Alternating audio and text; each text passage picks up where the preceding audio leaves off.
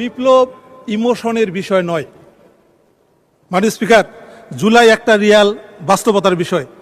আমি বিনীতভাবে মাননীয় স্পিকার আমাকে 2 মিনিট সময় বাড়ায় দেওয়ার জন্য বলবো। মাননীয় স্পিকার, এই জুলাই বিপ্লবে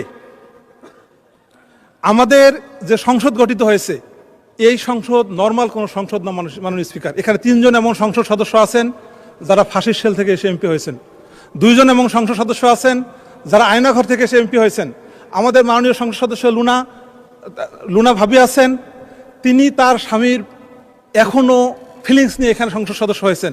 সো মাননীয় স্পিকার, এই সংসদটা নর্মাল কোনো সংসদ সদস্য নয়। মাননীয় স্পিকার, এই সংসদ সদস্য ক্যাম্পেইনে মাননীয় সরকারি দল তারা তাদের ম্যানিফেস্টোতে 7 নম্বর পেজে বলেছিল যে জুলাই চার্টার ইমপ্লিমেন্টেশনের ক্ষেত্রে তারা হাইয়েস্ট প্রায়োরিটি দিবে।